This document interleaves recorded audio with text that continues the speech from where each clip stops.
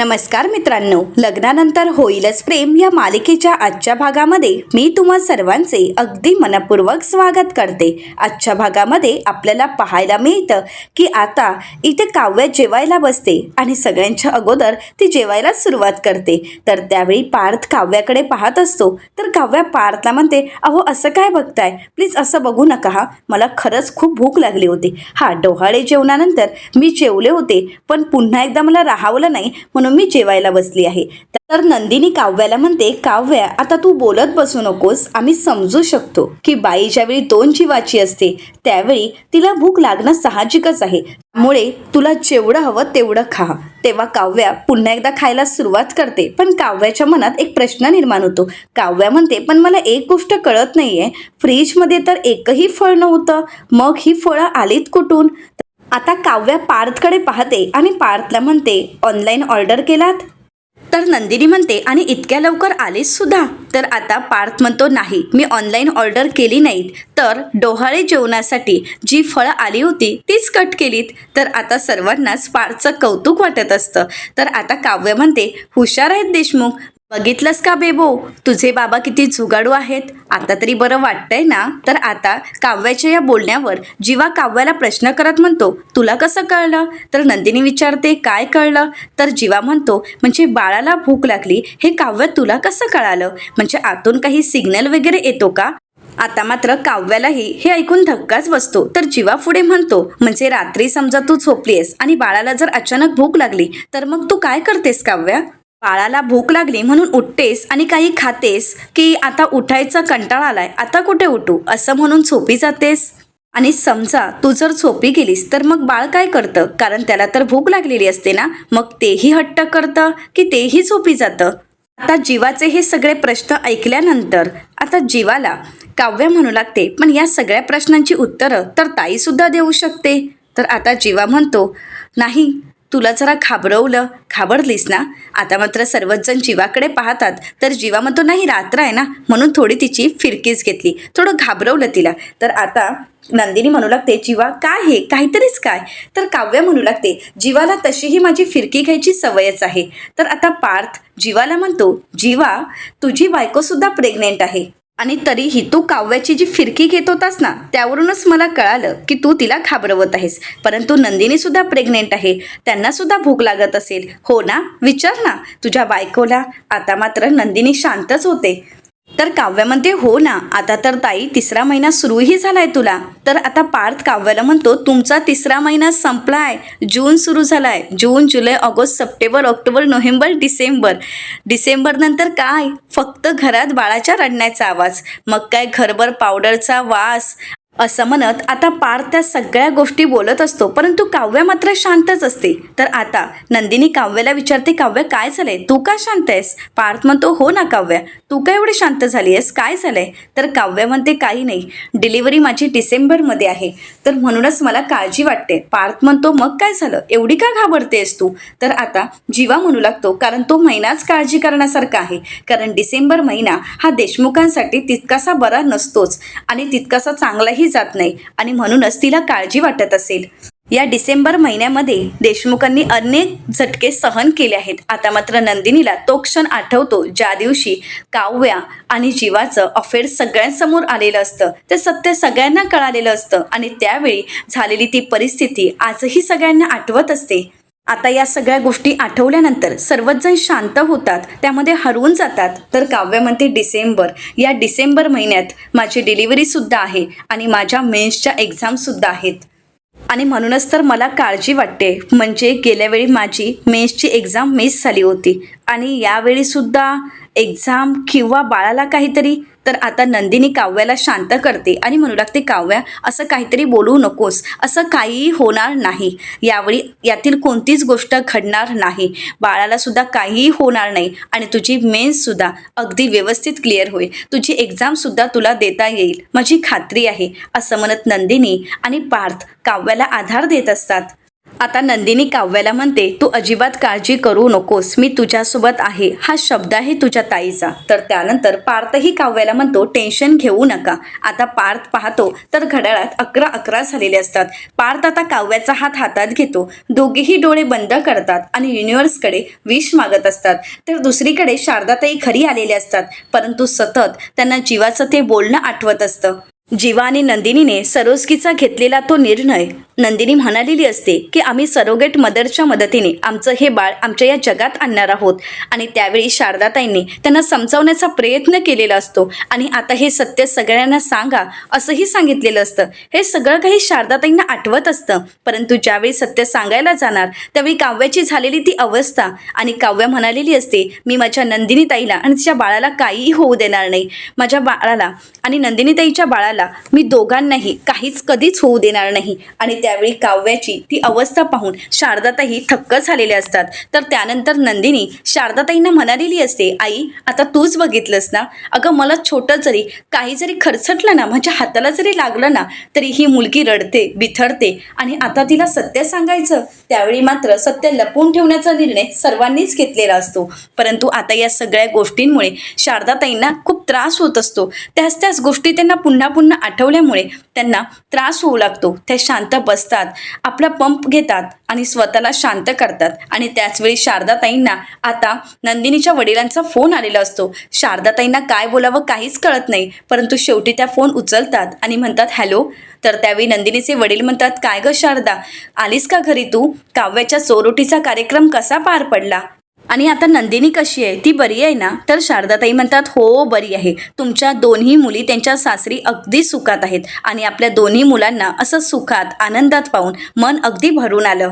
तर नंदिनीचे वडील म्हणतात, बरं मला यायला अजून 2 दिवस आहेत, पण तोपर्यंत तू स्वतःची काळजी घे, मी कळवेनच तुला, चालेल ना? चल बाय. असं म्हणत आता नंदिनीचे वडील फोन ठेवतात. इथे मात्र शारदाताई शांत होतात, कारण एकीकडे हे सत्य लपवणं आणि आता हे सगळं काही सत्य लपवत असताना जे काही खोटं बोलावं लागतं ते त्यांना अजिबातच पटत नसतं आणि ना सहनही होत. शारदाताई मनाशीच म्हणतात, पुन्हा एकदा एवढी मोठी गोष्ट मी यांच्यापासून लपवते, एवढं मोठं सत्य लपवते. आज हे मला विचारतायत, उद्या जर मला काव्याने फोन केला आणि तिच्या समोर मी हे सगळं काही बोलून गेले तर? आता मात्र शारदाताई खूप अस्वस्थ होतात, त्यांना त्रास होत असतो.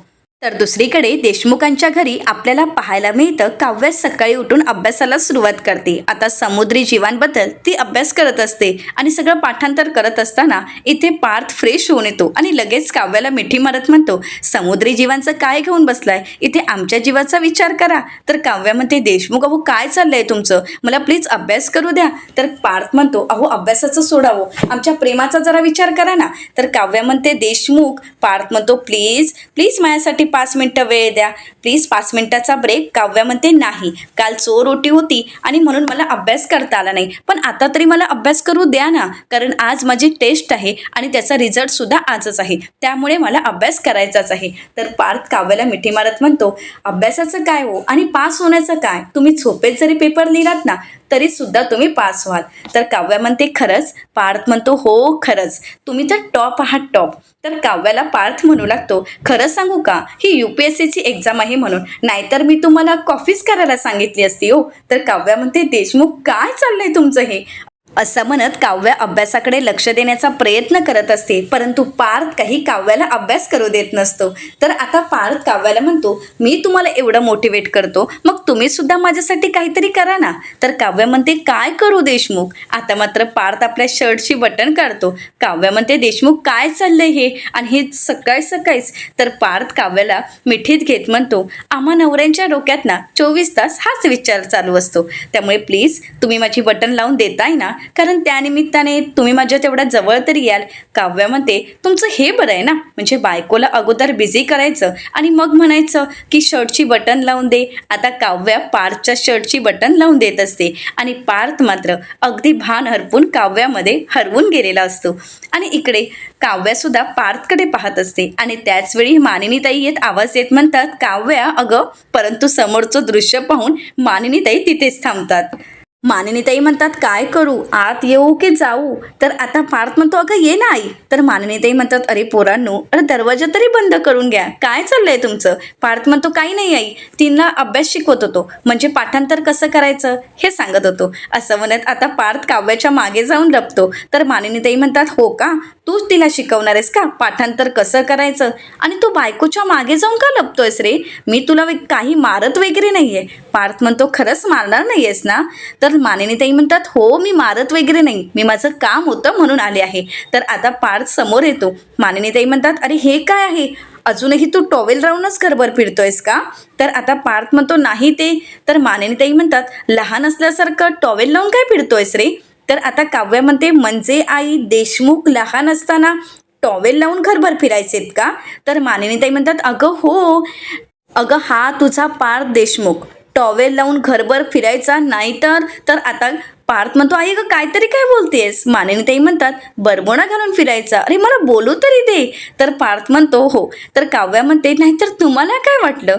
मानिनीताई म्हणतात हो ना, तुला काही वेगळं वाटलं का? पार्थ म्हणतो नाही नाही. असं म्हणत आता पार्थ लाजू लागतो. मानिनीताई म्हणतात जा पॅन्ट घालून ये चल. तर पार्थ तिथून निघून जातो. तर आता मानिनीताई काव्याला म्हणतात काव्या अगं या गोळ्यांच्या पॉकेटवर बघ ना, एक्सपायरी डेट काय आहे? अगं इतकं बारीक लिहिलंय ना, ते बारीक बघून बघून माझे डोळे दुखायला लागले, पण मला काही कळत नाही. तर आता काव्या पाहते तर त्यावर डिसेंबर असं लिहिलेलं असतं. काव्या म्हणते डिसेंबर महिन्यापर्यंत आहे, तुम्ही काही काळजी करू नका, एक्सपायरी डेट डिसेंबरची आहे. असं म्हणत ती गोळ्यांचं पॉकेट आता मानिनीताईंच्या हातात देते. मानिनीताई म्हणतात हा डी आहे होय. तर इथे मात्र ज्यावेळी डिसेंबर हा शब्द काव्या बोलते त्यावेळी ती अस्वस्थ होते, कारण तिला जीवाचं बोलणं आठवतं. डिसेंबर महिना हा देशमुखांसाठी फारसा चांगलासा नसतो हे काव्याच्या लक्षात येतं आणि त्यामुळे ती अस्वस्थ झालेली असते. तर दुसरीकडे जीवा त्याच्या ऑफिसचं काम करत असतो आणि त्यावेळी नंदिनी येते आणि जीवाला विचारते तुम्ही बोलवलत का मला? म्हणजे आशाने मला सांगितलं म्हणून येताना तुमच्यासाठी चहाच घेऊन आले, हा घ्या चहा, आणि तुम्ही कामात असेल तर मी तुम्हाला डिस्टर्ब करत नाही, मी येतेच. असं म्हणत नंदिनी तिथून निघून जाणार. तर जीवा म्हणतो अगं थांब थांब, तू डिस्टर्ब केलेलं मला आवडतं, आणि तुझ्यासाठी चहा कुठे आहे? नंदिनी म्हणते मी तुमच्यासाठीच बनवला.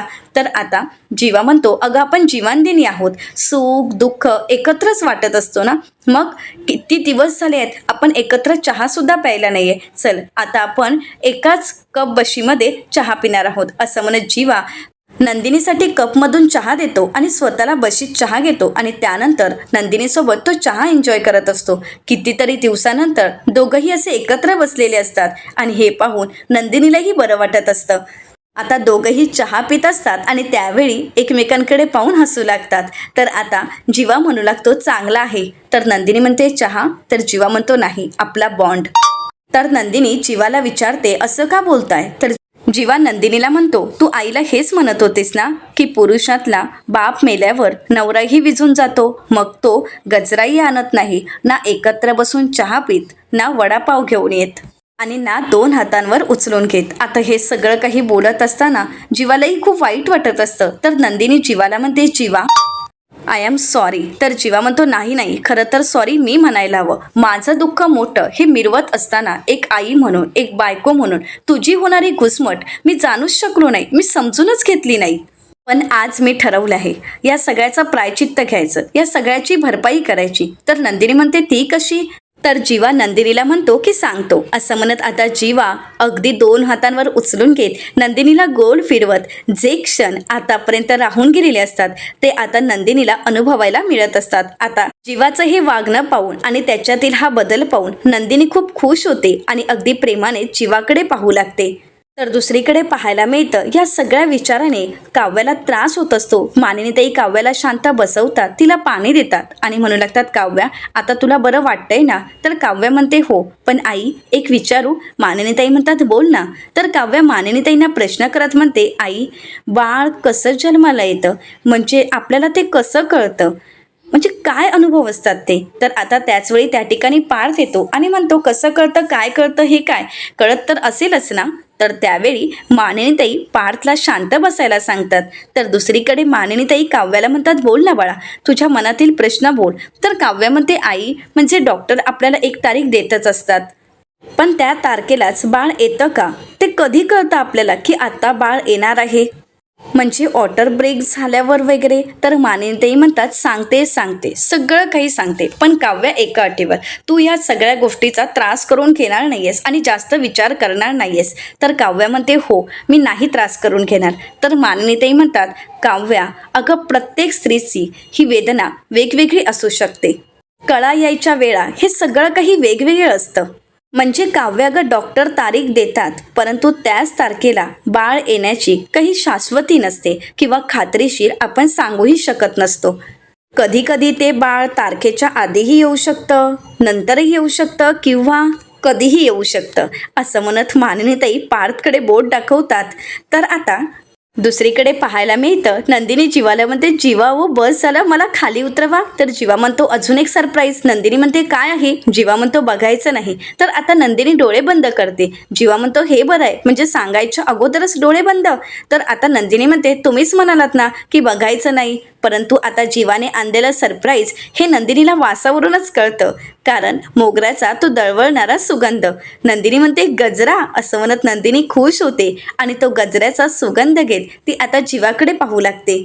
आता जीवा स्वतःच्या हाताने नंदिनीच्या केसात गजरा माळून देतो आणि त्यानंतर जीवा म्हणतो अजून एक सरप्राईज. तर आता नंदिनी पुन्हा एकदा डोळे बंद करते आणि तिच्यासाठी सरप्राईज असतं ते म्हणजे वडापाव. नंदिनी अगदी प्रेमाने जीवाला मिठी मारते. तर जीवा म्हणतो चला आता मग खाऊयात का जीवांदिनी स्पेशल वडापाव. तर आता नंदिनी म्हणते पण एकाच अटीवर, जसं मी माझं मन तुमच्यासमोर मोकळं करते तसंच तुम्ही सुद्धा तुमचं मन माझ्यासमोर मोकळं करायला हवं, माझ्यासमोर तुम्ही व्यक्त व्हायला हवं तरच. तर जीवा म्हणतो अरे मी तर तुझ्यासमोर व्यक्त होतोच. नंदिनी म्हणते अजिबातच नाही, काल मला तुमच्याशी खूप काही बोलायचं होतं पण तुम्ही तर आल्याला झोपून गेलात, मी मात्र 2 वाजेपर्यंत वाट पाहत होते. तर जीवा म्हणतो तुला काय वाटलं पुन्हा एकदा अडगळीच्या खोलीत जाऊन मी पाळणा हलवेन आणि तिथे रडत बसेन? नाही नंदिनी, दादा आणि काव्याच्या समोर मला काय झालं होतं माहीत नाही, पण मी आता ठरवलं आहे, आता पुन्हा आपल्या आयुष्यात आनंद येणार. मी आईशी पुन्हा बोलेन, पुन्हा मी त्यांना समजावेन. पण आता आपण सरोजकी जे ठरवलं आहे त्यावरून मागे हटायचं नाही. आता आपल्याला आपलं बाळ या जगात आणायचं आहे आणि आनंदी होण्याचा हक्क जीवांदिनीला सुद्धा आहे. असं म्हणत आता जीवा आणि नंदिनी खूप खुश होतात. नंदिनी म्हणते आता आपल्याला सरोगेट मदर शोधावी लागेल. आता जीवा आणि नंदिनी आपलं बाळ या जगात आणण्यासाठी तयार असतात, परंतु आता सगळ्यात महत्त्वाचं असतं ते म्हणजे सरोगेट मदर. तर येणाऱ्या पुढील भागामध्ये आपल्याला पाहायला मिळतं नंदिनीला शारदाताईंचा फोन आलेला असतो, परंतु शारदाताईंचा काही आवाज येत नसतो, त्यांना त्रास होत असतो, त्यांना बोलताही येत नसतं. नंदिनी म्हणते आई अगं काय झालंय तुला, बोल ना. परंतु शारदाताई अचानकच बोलायच्या बंद होतात. नंदिनी म्हणू लागते जीवा आईला काय झालंय काहीच कळत नाहीये, आई काहीच बोलत नाहीये, आपल्याला आत्ताच्या आत्ता निघावं लागेल. आता जीवा नंदिनी शारदाताईंच्या काळजीने इथे मोहितेंच्या घरी जायला निघालेले असतात, परंतु वसू आत्या पाहतात आणि म्हणू लागतात नंदिनी तर प्रेग्नेंट आहे ना, मग ती जीवाच्या स्पीडने कसं काय चालू शकते? नक्कीच काहीतरी घोळ आहे आणि जिथे घोळ आहे तिथे वसू आहे. आता वसू आत्यांना हे सत्य कळेल का हे पाहणं अतिशय रंजक ठरणार आहे. मित्रांनो, अशाच मालिकांचे नवनवीन अपडेट पाहण्यासाठी चॅनलला नक्कीच सबस्क्राईब करा. आजचा व्हिडिओ तुम्हाला कसा वाटला हे कमेंट करून नक्कीच कळवा. आजचा व्हिडिओ जर आवडला असेल तर व्हिडिओला लाईक करायलाही विसरू नका. व्हिडिओ पाहिल्याबद्दल तुम्हा सर्वांचे अगदी मनपूर्वक धन्यवाद.